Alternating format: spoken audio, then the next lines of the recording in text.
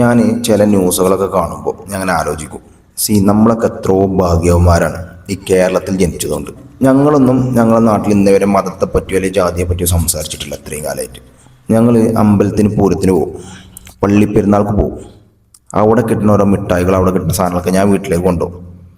അവർക്കൊന്നും യാതൊരു പ്രശ്നവുമില്ല. എന്നോട് ഇന്നേ വരെ എൻ്റെ വീട്ടുകാരോ അല്ലെങ്കിൽ കൂട്ടുകാരോ എൻ്റെ നാട്ടുകാരോ ഒന്നേ വരെ പറഞ്ഞിട്ടില്ല നീ അവിടെ പോകരുത്, അത് ആ മതക്കാരെ പ്രോഗ്രാമാണ്, അവിടെ നീ പോകാൻ പാടില്ല, അത് ആ ജാതിക്കാരതാണ്, അങ്ങനെ പോകാൻ പാടില്ല. ഇന്നേ വരെ എന്നോട് ഒരാളും പറഞ്ഞിട്ടില്ല ഇത്രയും കാലം ലൈഫിൽ. ഞങ്ങൾ ഇതിനെപ്പറ്റി സംസാരിക്കാറില്ല. ഞങ്ങൾ മനുഷ്യനായി കാണുന്നത്. നിങ്ങളൊന്ന് ആലോചിച്ച് നോക്കൂ, നമ്മുടെ ഇന്ത്യയിൽ തന്നെ പല സംസ്ഥാനങ്ങളും പല പ്രശ്നങ്ങളുണ്ട്.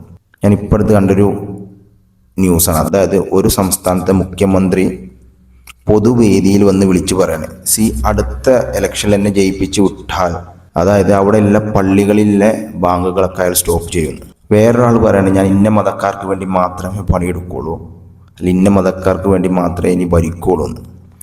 എന്തായാലും അവസ്ഥ, മനുഷ്യനെ തന്നെ മറന്നു പോവുകയാണ്.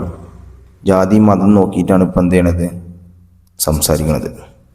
ഇതൊരിക്കലും മാറാൻ പോകില്ല. ഇത് കൂടി വരുള്ളൂ. ഇത് നാളെ നമ്മളെ സ്കൂളുകളിൽ വരും, കുട്ടികളെ ഇടയിൽ വരും.